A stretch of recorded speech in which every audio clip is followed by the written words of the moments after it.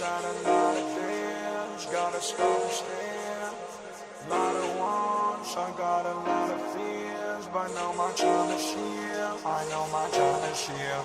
I'm saying you're not alone, I know. You got a time to grow and go and do what you do.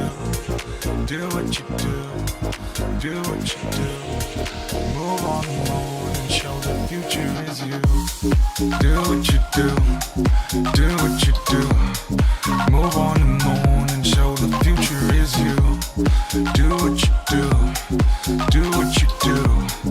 Move on the moon and show the future is. I started it all below the bottom.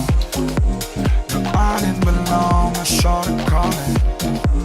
No, all that I lost ain't gonna stop me.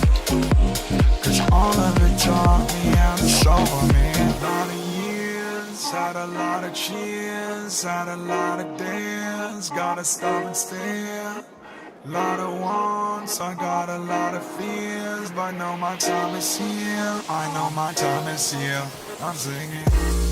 This has been a crazy year. Market taking, making tears. Heart was sinking, hate the mirror. Made me wanna disappear. Made me wish I wasn't here, but I know I gotta dare. People watching me to cheer. I'm reflecting out the dreams. Every question is a beam. So the blessings gave me wings to fly to you. I'm got about the feelings inside of you. I'm got about the things that inspire you. And we can see the future is possible. It's possible. Like, I know what I can do. Send a little love to the vibe of you. Send a little touch and we're shining through. Send a little what up and conquer to you. Do what you do what you do. Move on the moon and show the future is you. Do what you do what you do. Move on the moon and show the future is. A lot of years, had a lot of cheers, had a lot of dares. Gotta stop and stare. Lot of wants, I got a lot of fears, but know my time is here. I know my time is here. I'm singing. Working on the dream on my off days.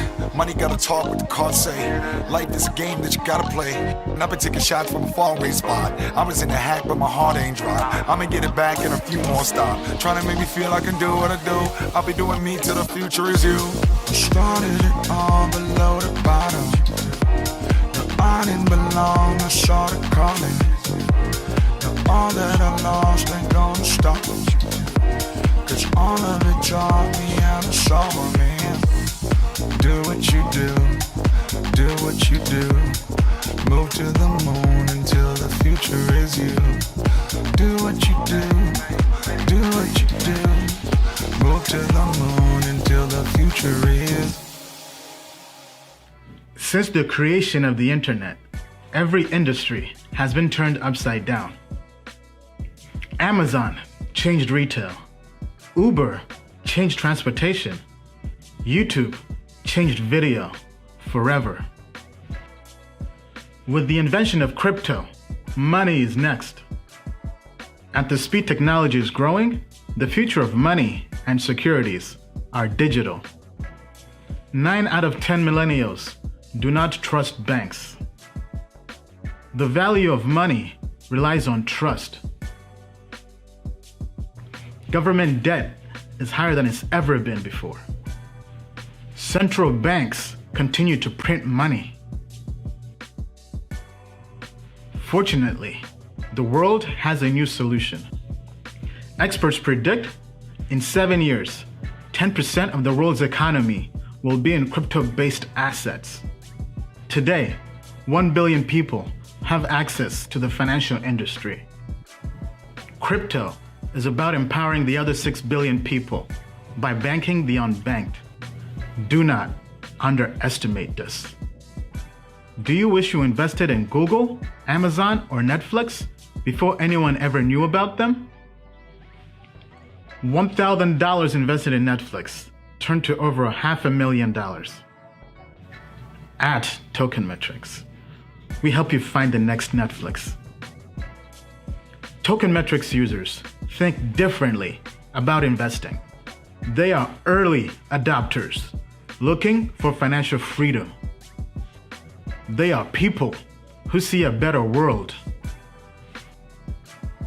A world without international borders. We believe in a world where everyone has access to the next financial revolution. At Tokenmetrics, we are creating a bridge that gets you to that revolution. We will help you make sound investments in this new world. The world's best investors do not rely on their intuition. They embrace technology and AI to invest. Tokenmetrics uses AI to find invisible patterns in data to help you invest and trade in crypto. In the past, we have used our data-driven system to achieve financial freedom. Now, we are giving you the keys. We created Tokenmetrics to be the only platform you'll ever need to make money in crypto. We give you AI and access to crypto experts at the best price. The moon is not the limit. To the moon and beyond. All right. Hello, everyone. Welcome to the show. I'm Ian Blina, your host. And today we have a very special guest, Rossco. How are you? Welcome. Really good. Thanks for having me on, Ian. Awesome. So we all know DeFi, decentralized finance, has been heating up. This is a topic my audience has lots and lots of interest in, especially in times like this. So welcome to the show. Give the audience a quick intro on who Rossco is and why you love DeFi. For sure. Thanks again for having me on. So my background, I spent 10 plus years as a corporate consultant coach helping CEOs, executives, and business owners to kind of grow their business. In 2017, I wanted a break from that. And so I saw crypto and I started edging into trading was actually where I started my journey. And I just saw this amazing opportunity. But like many others in early 2018, my portfolio shrunk massively very quickly. And I wanted to look for what was the long journey, what was the full-time journey I could take into this amazing asset class that's been birthed, which is crypto, in a way that was sustainable and I could have protection on my capital at the same time as, growing it consistently. So that's kind of what, my story and journey is and how I ended up kind of down this DeFi track, which I think is super interesting. One of the most interesting things in the space. Awesome. So just kind of telling the whole world, I met Rossco in Japan last year. Yeah. And Osaka. It was cool. I mean, because Osaka is really a very developer-heavy conference. And just seeing the projects you and your team were working on is just really fascinating. All right, so let's kind of take a step back. How did you get into blockchain and crypto? Let's kind of go down the rabbit hole and slowly work our way towards DeFi. Sure. So for me, I was working in a role that was full-time, spending a lot of time with a lot of contact with people. And I was a little frustrated because I wasn't working with the kinds of people I wanted to be working with ultimately at the end of the day. And so I was like, I want to break. And I saw trading as like this way to have no customers and just time to myself and things like that so that I could, have the freedom to, travel and do the things that I wanted to do at the time. And so I went down that pathway and very quickly as I was learning to trade, a buddy of mine just sent me like, have you seen this Bitcoin thing? And this was like February 2017. And I was like, oh, that's super cool. And I happen to be sometimes a night owl, sometimes an early riser. And I just loved the fact that it was 24 hours and I didn't have to, be up for the London opening of the stock exchange like you would in Forex or something like that. Do you know what I mean? To get the right timing. So I really love the freedom of that. And that was super interesting to me. But I'm also, I'm a sovereignty, absolute, lover. I love the idea that we can get sovereign from these technologies, that we can, take back our ownership, our identity, all those kind of things. That's super cool to me as well. And really important, like ideologically. Awesome, awesome. Yeah, I mean, I think crypto is really the people's saving grace, especially in times like this. And I feel like crypto was designed to be a hedge against currency risk, against political risk. So, in other words, Yeah, against inflation, against governments, not just in yeah, the not just in emerging countries, but also in the developed world. So, I think, especially right. in times like this, when there's lots of uncertainty, being able to have options besides just fiat currencies is amazing. Yeah, we haven't seen the inflation yet, but when you turn the money printer on 24/7, there is impacts of that, like this unlimited quantity easing that's happening right now. 2 years from now, I'm not sure what a loaf of bread's going to cost in the US dollar, but I don't think it's going to be the same as what Right. it is right now. Like, there's definitely risk there for sure. All right. So, quick questions we have here. Yep. Why are you drawn to DeFi, and why is it something you love so much? Epic question. For me, DeFi has some really important properties that I can't get in the higher risk forms of investing or the more speculative investing in crypto. So I get three things that are really important to me. I get good protection.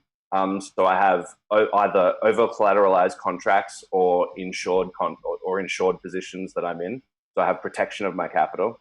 I have good liquidity. I can grab the money back at any time for emergencies or opportunities. Like, I have access to it, and we all know that sometimes you need to get access to your money quickly. And then the third thing is I have reasonably good returns. I mean, they're definitely not ICO gains from 2017, but they are consistent, and they will help me outrun things like inflation, typically.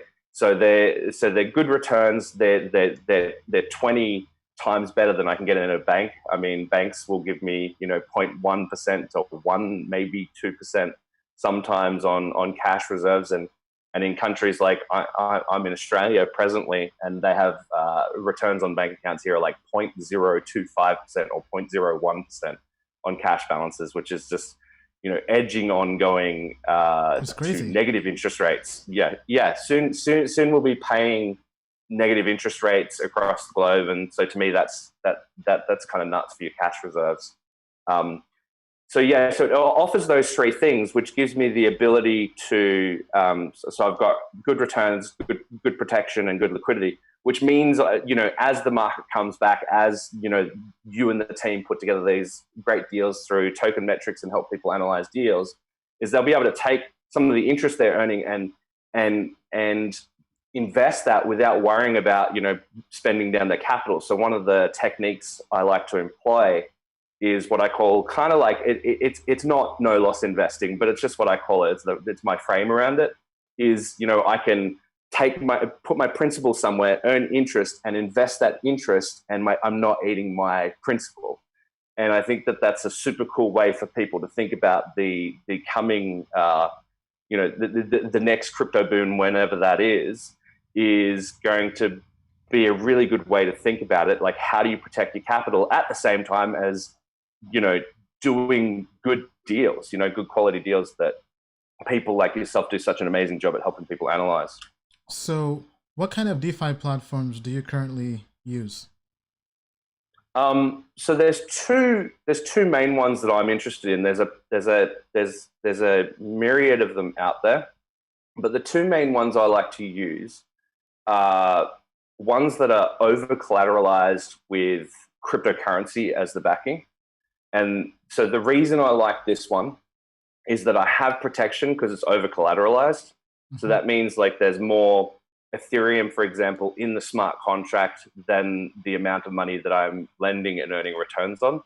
So if anything should happen, like it did recently, all of the lenders, which is the side of the contract I'm taking in that scenario, um, I'm lending to someone, I get paid in full because the smart contract executes that agreement, and I don't have to worry about price fluctuation. So there's more crypto in there's more Ethereum as collateral in the smart contract. If the price of Ethereum suddenly drops I'm paid in full.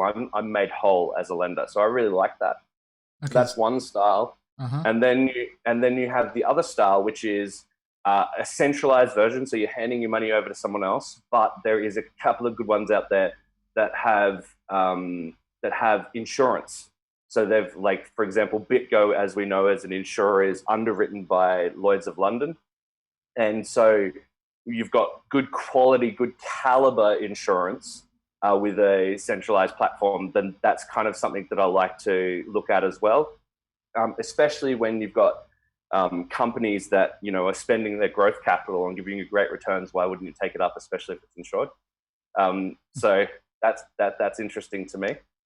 So yeah, so the two main types, and there's, in the DeFi space, we're seeing new companies every single day. To single out any company is kind of quasi pointless, because the guard is changing so quickly and so rapidly in the DeFi space. What you want to look for is the qualities versus narrowing down, you know, to specific companies, because the qualities that are important is that you have that protection. That's pretty much how I answer that question, you know, both ways for me. Is I'm making sure my ass is covered and not hanging out, you know. Like.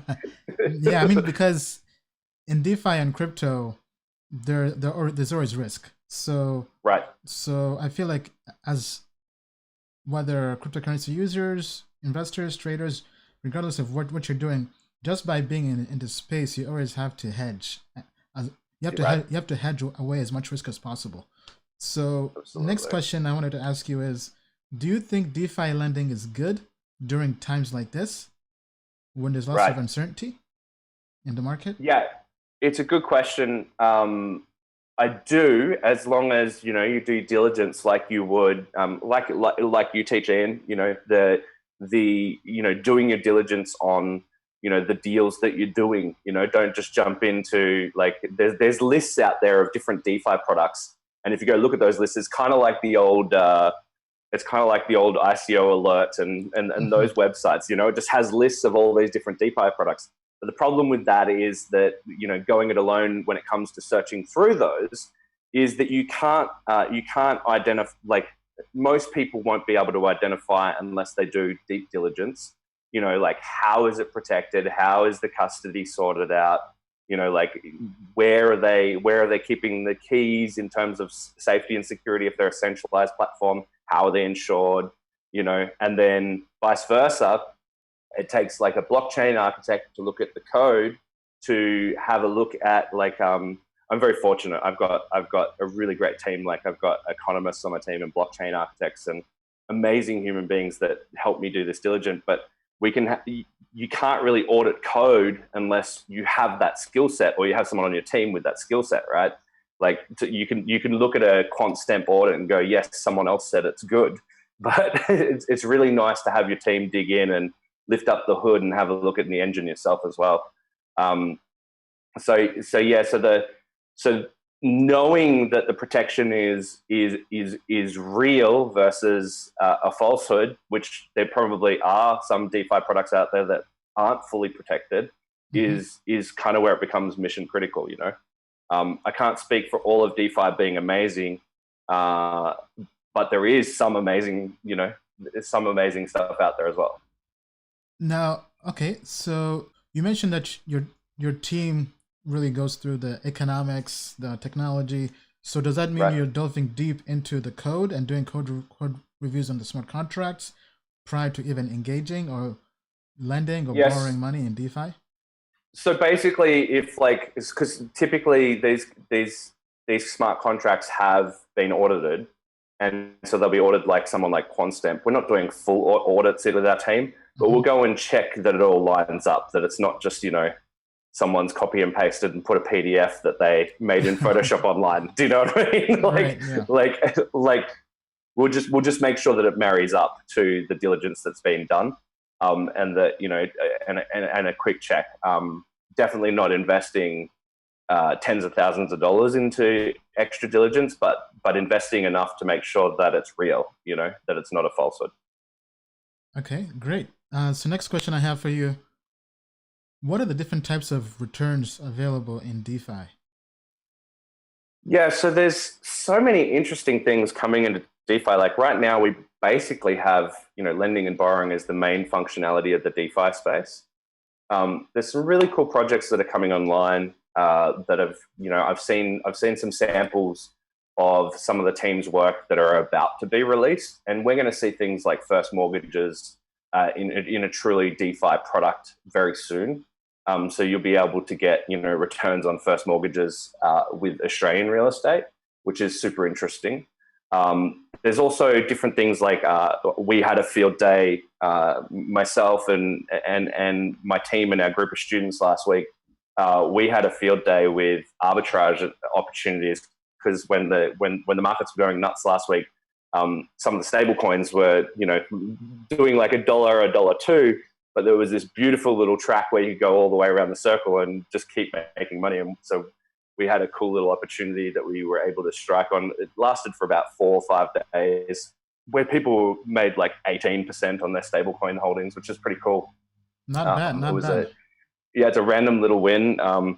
And yeah, you got to have the data points for that though. So like one of the things our economist did is he put a spreadsheet together, like this daily rates portal, and it helped us like normalize the rates, because how like there's a difference between APY and APR, like the like there's kind of like smart marketing ways these finance companies have to tell you a rate that's not actually the rate, and it impacts the returns. Like so we've kind of like inside our community, we've built like this way to normalize it so that you're not sort of getting marketing data per se, like which is a little confusing, Okay, now hold on. So let's kind of take a step back on that. Sure. So you're saying companies out there have different kind of misleading rates that can confuse users? Yeah, for sure. But they're not. I mean, I'm actually not the best person to state exactly what the difference is between APY and APR, but I know there's a considerable difference. There's also, in different jurisdictions, as you go around the world, there's different ways of saying per annum and average returns, versus, like if someone states average returns, they might be able to state higher based on the last 12 months. Okay. Those kind of things. Now let's go back to what you said earlier. So I think in times like this, when there's lots of uncertainty, DeFi, especially DeFi lending, because me myself have become a very big proponent of DeFi lending, and it's something we also told our customers that in times like this, the goal of DeFi lending isn't really to get 100x returns. So so just like gold is not there to make you rich. Gold is there to preserve your wealth, to avoid you from losing everything. Right. Because if we go into a recession or just difficult times, gold is meant to be constant. So it's not meant to go up 100x. It's meant to just not go to zero. So I feel like in times like this, especially if you're in crypto as an investor, trader, it definitely makes sense to have part of your portfolio that you're not really using to lend that out. Because there are platforms out there in DeFi and also from DeFi to also, I guess, CeFi, right? Centralized platforms as well. You can lend out your Ethereum, your basic attention token, even Bitcoin. So I think this is really something all investors and cryptocurrency users should look into strongly, right? And that's also why I've really partnered with you to really create educational material around this space, specifically around DeFi, because we think DeFi, similar to ICOs in 2017, where they really kind of heated up and got very, very hot. DeFi, same thing is happening in DeFi. DeFi is trending. And right now, it's still early to be in DeFi. It hasn't really blown up yet. But we think DeFi has such a huge potential to a point. I told my audience, in the year 2030, I believe DeFi and Ethereum will surpass Bitcoin in market cap. And all the Bitcoin maximalists were thinking, man, Ian is crazy. But just if you look at traditional markets and see, okay, how big is the traditional equities markets? How big is the derivatives market? And what's the natural progression? on the blockchain.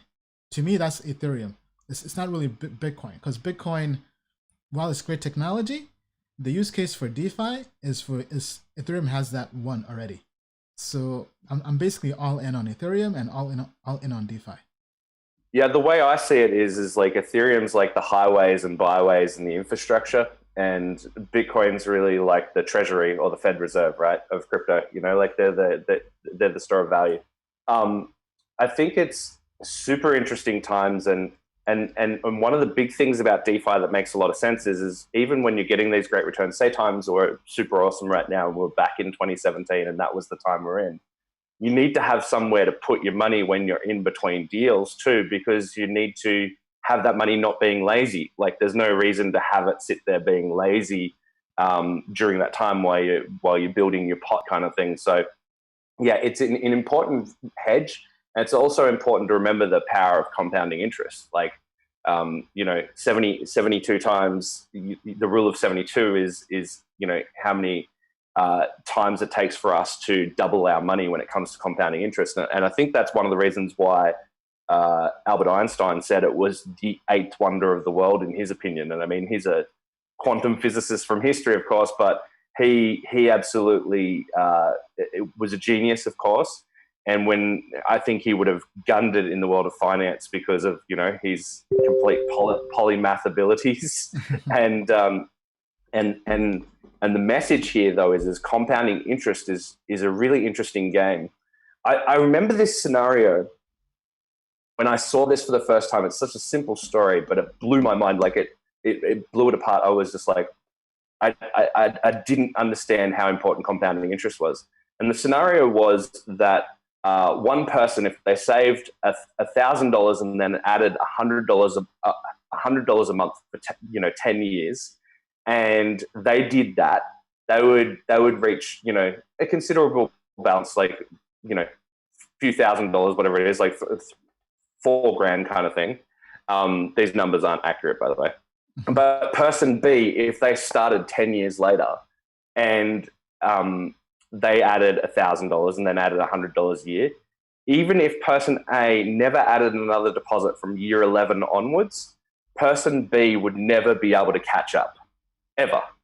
Even if it went to infinity years, the person B could never catch up, even though they keep adding to their balance, because the power of compounding interest had the first person just be so far ahead that they couldn't catch up with the compounding effects alone. Which to me is, when my mind just went, whoa, this is why, Warren Buffett's a big fan of this philosophy. I kind of understood it. Yeah. I mean, anything Buffett does, we have to take notes. Yeah, totally. Okay, so next question we have for you. What's the fastest way for someone to get started with DeFi? So it's pretty similar to the startup journey, like when you get into crypto, right? You need to register for some sort of an exchange account, likely to buy crypto, or buy it in a peer-to-peer way using like a local Bitcoins or something like that. So you need to go through that process of buying crypto. Now, specifically what you're trying to buy is some of these digital US dollars. Like there's a multitude of these different stable coins. But you go through the process of registering an account, buying the digital US dollars, and then you need to put them into one of these DeFi platforms and turn on the growth. So really, you've got all the traditional crypto steps. Like you need to set up a wallet, you need to buy the digital US dollars, and then you need to turn on the growth. It's just like that on-ramping process that everyone's got to go through on that first steps of the journey. Yeah, I mean, I think once you go down the rabbit hole, you just keep on discovering more things, learning more. Kind of the same thing with me with crypto. I was living and breathing crypto 24/7, 7 days a week. I could not get enough of crypto. And I feel like DeFi is almost in that same realm, because DeFi is so new. Like me, myself, I've probably subscribed to over 10 different newsletters on DeFi, and just reading different articles and blogs and seeing what people are doing with flash loans and all kinds of things. It's really... Right. There's so much untapped potential. Yeah. Right. And yeah, go ahead. Flash loans just reminded me of like the future of another piece of the future of DeFi is we're going to see synthetic stocks in the weeks and months ahead. Like we're going to start to see a DeFi version of a Facebook share. Like that isn't too far out. There's a couple of companies like Uma and Synthetics working on those kind of cool protocols to be able to bring things like that to life that are super interesting. Like the whole world of finance is about to change, and this really is like a big reset right now because as you and I both know, Bitcoin was born out of the GFC. We're about to go through either a recession or a depression. We'll only be able to tell after a couple more quarters of indicators. But we are going to go through a big reset right now. And we actually have the tools in the launch pad to rebuild the world of finance with these tools. Like it's a critically exciting time to be in the space, more so than ever. And I think the billionaires of tomorrow are in crypto today. Wise words for sure. Because I know crypto really helped me become a millionaire. Thank God. But now we're always looking for the next big thing. And for sure. So a quote that's pretty popular in the investing world is, I think, from Warren Buffett. He says, "What the wise man does in the beginning, the fool does it in the end." And I feel like the same thing happened with ICOs. So the ICO bubble came and went. But now, for somebody to be wise, they have to really be early in something. They have to be early and the first. And I think DeFi is one of those opportunities for both making money, but also for just storing your wealth, right? Because from stablecoin lending to other forms of DeFi that don't really have much risk, to maybe even things that have a lot more risk, like leverage trading. So DeFi brings everything, and it's non-custodial, which is really the big part about it. Okay, so next question I wanted to ask you is,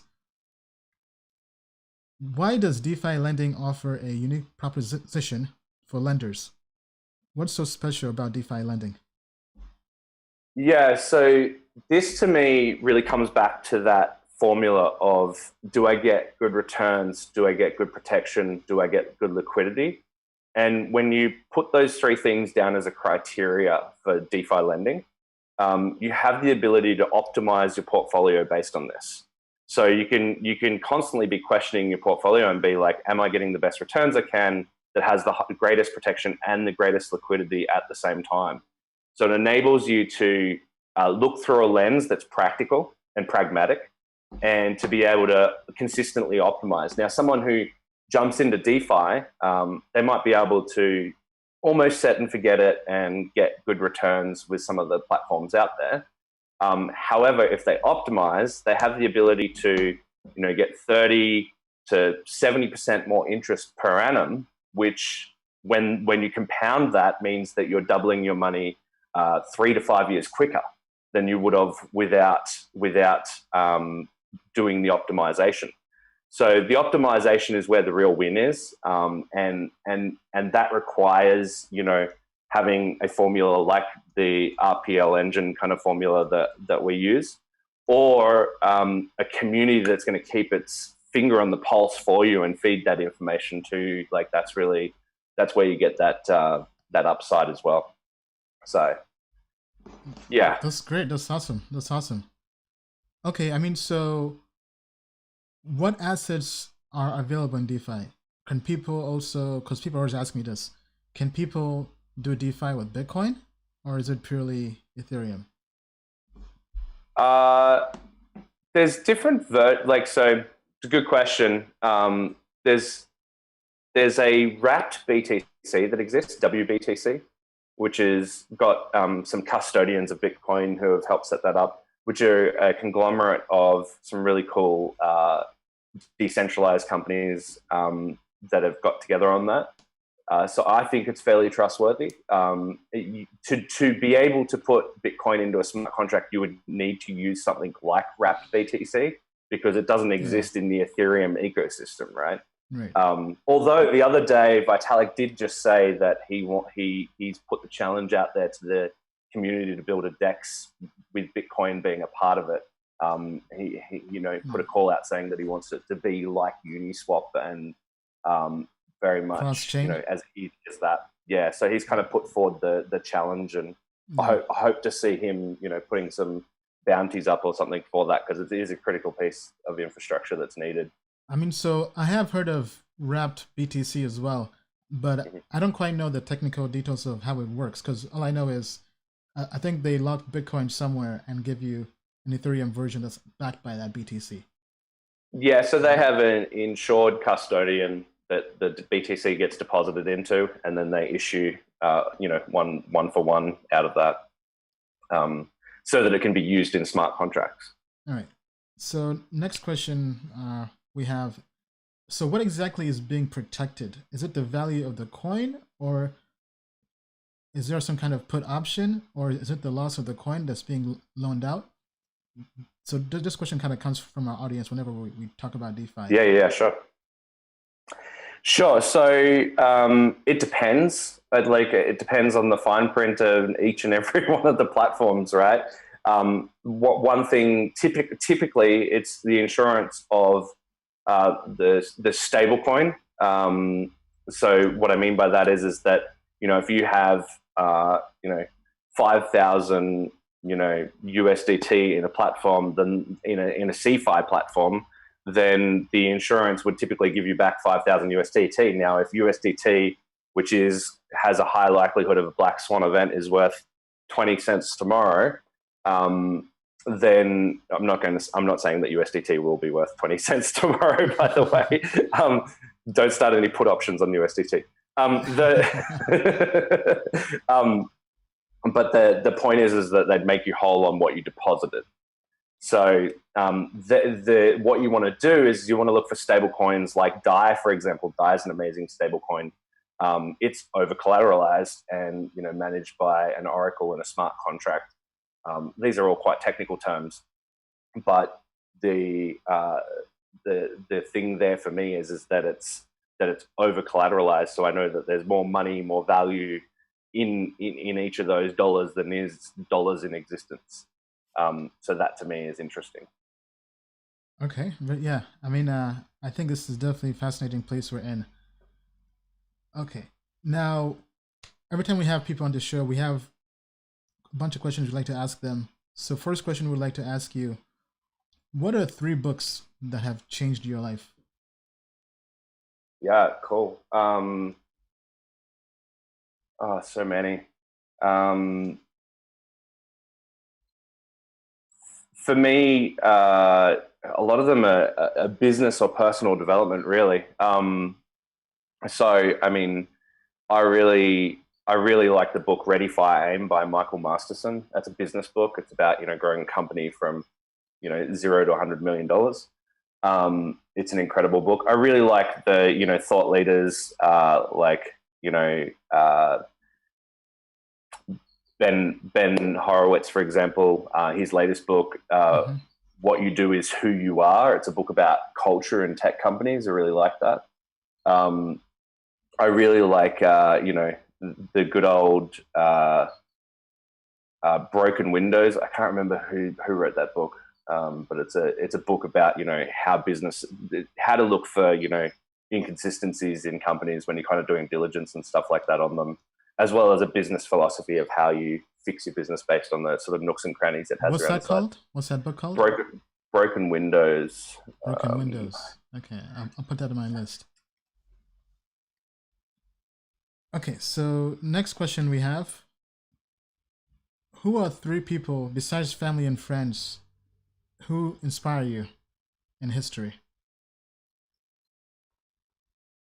3 people who inspire me in history. You're making me think. That's the point. 3 people who inspire me in history. I mean, I don't have a specific one, but I really love the explorers. I love the idea that, there was a time on this planet when there was uncharted land, I love the idea and the archetype of an explorer. That's very interesting to me. I don't have a specific one. Probably the one of our times that I really liked and is a great author is Renal Finesse. I think he's a Sir Renal Finesse, or he's been knighted or whatever it is. He's very interesting. Like, he walked to the Antarctic North Pole and the Antarctic South Pole, not North Pole. Got that wrong. But that's very interesting to me. Another person from history that's interesting to me, he's still alive, but Warren Buffett I studied profusely. I find him really interesting, but I'm sure I can say he's from history considering how old he is. Yes. And again, still alive, but he's getting older, is Bill Gates. I really enjoyed the latest Netflix series on him, like the way he thinks and pulls things apart. Which one is that? So it was basically a 3-part series, and it tracked his life and showed you like the meetings he was having and the kinds of things he was doing to build like renewable energy sources. And yeah, it was just super interesting. Sounds exciting.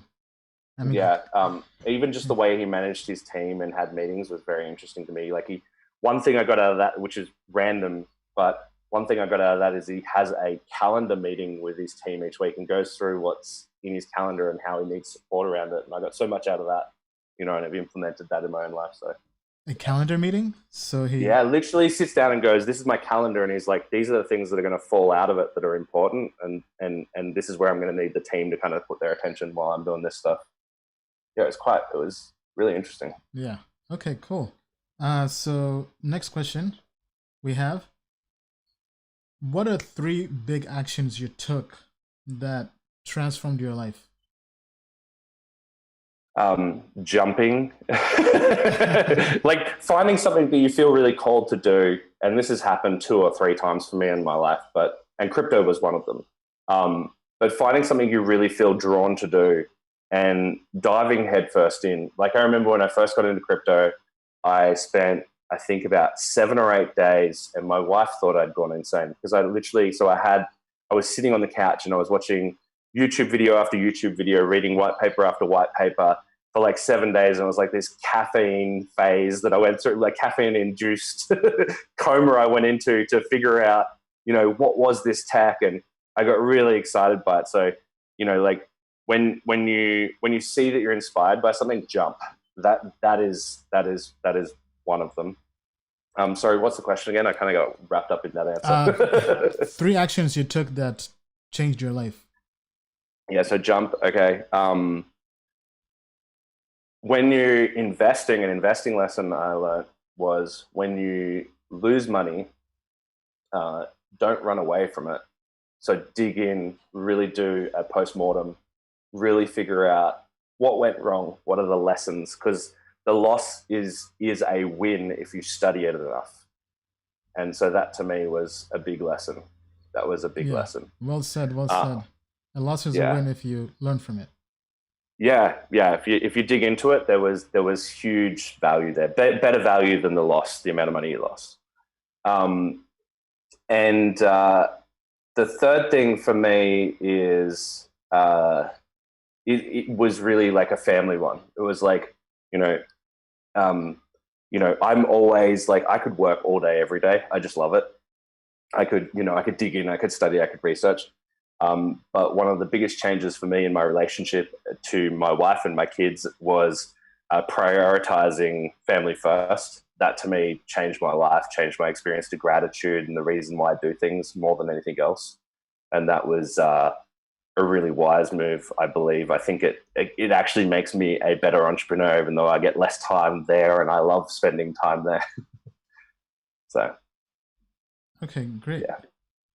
So, I mean, one question we also have, that kind of goes away from the hot seat. Now kind of back to DeFi questions. Yeah, sure. Do you still use fiat, paper money? And what's your take on it? What's the future of fiat? Oh, man. What a question right now. Some people would say there's an agenda to get rid of cash, which I think might have some accuracy. I personally have always liked the idea of, 2 to 3 months of cash around. I've always liked that idea. I think that that is a strong premise to live from. I think we will probably see cash die in our lifetime. I'm not sure when that is. I don't think it is in the next couple of years. I think that, but I think it will happen. I think it will go electronic, and we'll get to see that in our lifetime. But, like Ray Dalio the other day sat on CNBC or whatever it was and said cash is trash as an asset class right now. And what he was saying is that it's got no returns in and of itself. So it's lazy money. And if you want to outrun inflation, you need to be getting at least, decent returns, mediocre to decent returns. And that's why we like DeFi lending. Yeah. Okay. Next question. Let's talk about insurance when it comes to DeFi. How much is insured? Is it somewhat like FDIC here in the States, where they insure up to $250K? Yeah, it seems to be similar to that. The people can check out BitGo. BitGo is the main quality insurer in the space. Yeah. They're underwritten by Lloyd's of London for up to $100 million. And I'm sure when they get close to the top of that, they'll upgrade their policy and increase the amount, I'm sure. But I think they're probably waiting until they get to such point. But yeah, you can go do all the diligence on their website, look at their white paper, look at their their clauses and how it works, and do diligence there. Yeah, I mean, so we actually had Alex, the CEO of Celsius, on a while back, and yeah. he told us what they do is each person on the platform, they create separate accounts, so that way they make sure each person's money is insured. So for instance, if somebody has $1 million, they would basically create 4 accounts, so $250K in each. That way, no matter how much money you're putting in, you're always insured, which I think is definitely a good way of doing it. For sure. Yeah. You want to mitigate risk wherever you can in this whole process, Okay. All right. Well, let's now talk about, so Tokenmetrics has partnered with you to create really educational course. So do you want to talk about that? Yeah, for sure. I mean, we're putting on a live training together. You can go check out the dates in your time zone on webinarlive.com/DeFi. I think Ian's going to pop it up on the screen at some point. Mm-hmm. What we're going to do there is just go through this methodically. How you get these great returns, why it's safe. Go really deeper into the conversation we had today. Give you some examples and scenarios versus, where you're at right now and what it would be like if you went through this process, to really give you a personalized experience of what it might mean to you. As well as show you a bunch of different ways in which you can use strategies like that one I spoke about before, like the no loss investor strategy.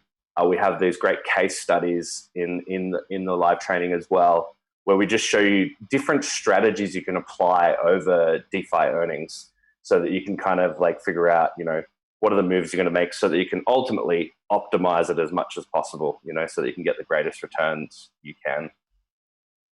So what kind of audience is this training for? That's a good question. Probably there's one of two people it's a good fit for. So it definitely works with beginners in mind. Like we try to make everything noob proof. So that definitely works. To people who understand DeFi and are the other type of person who it fits for, but specifically the people who understand DeFi but haven't been in action. Like if you're already deeply in action in the DeFi space, you probably won't like this. You probably won't like this training. But if you're either a noob or you're someone who's been super curious for a bunch of time, but you haven't taken any action. And the reason why it works really well for these people is because of the community on the inside, where we take care of people, being aware and alert of the opportunities and the shifts in rates and the different ways in which they can increase their returns. They really get the value from the hive mind in there.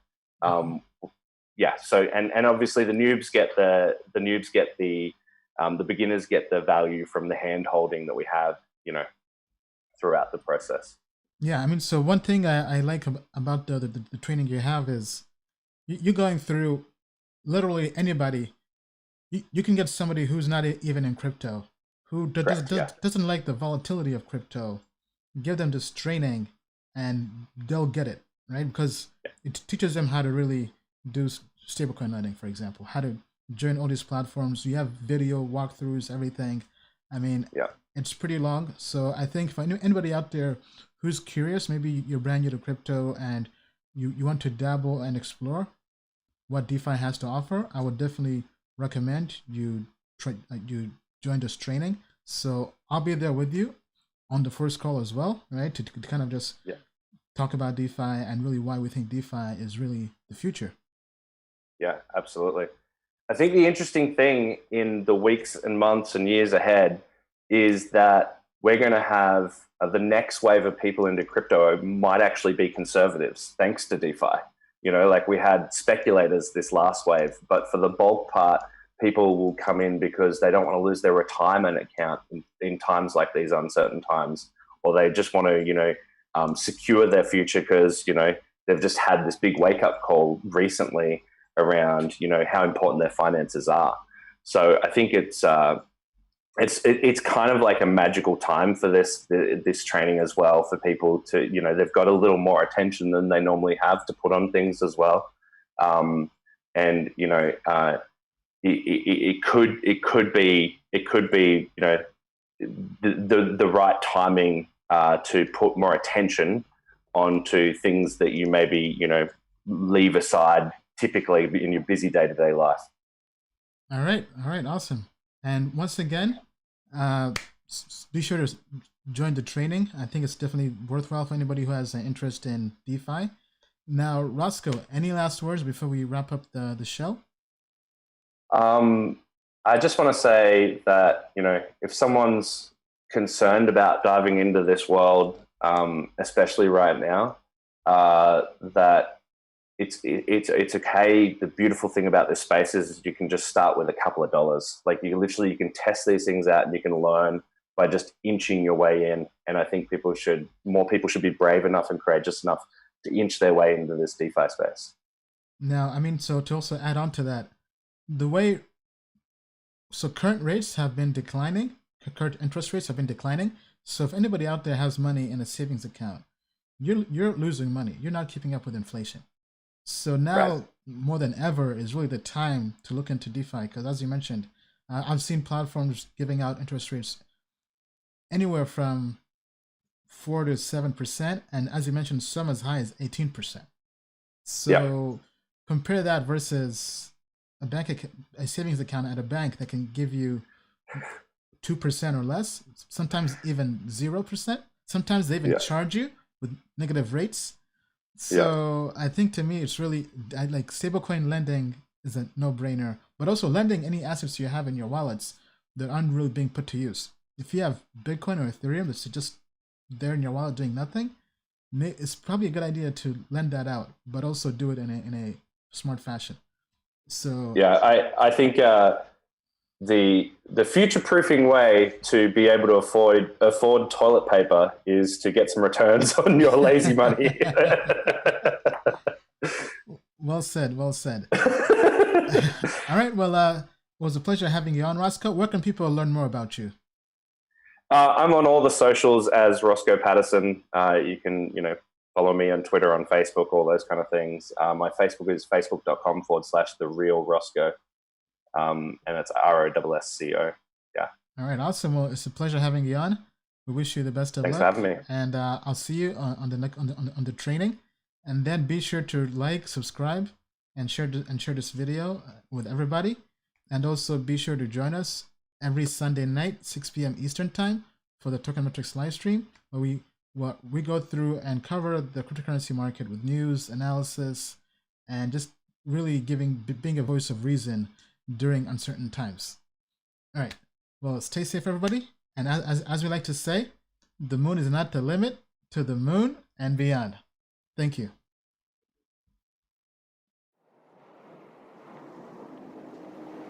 Yeah. Amen. Future Tokenmetrics is a cryptocurrency investment platform that helps users leverage machine learning to become better crypto investors. Our in-depth analysis helps eliminate the emotions of investing, find profitable investment opportunities, and filters out scams. Learn more at Tokenmetrics.com. Disclaimer. Tokenmetrics Media LLC does not provide individually tailored investment advice and does not take a subscriber's or anyone's personal circumstance into consideration when discussing investments. Nor is it registered as an investment advisor or broker-dealer in any jurisdiction. Information contained herein is not an offer or solicitation to buy, hold, or sell any security. The Tokenmetrics team has advised and invested in many blockchain companies. A complete list of their advisory roles and current holdings can be viewed here at Tokenmetrics.com.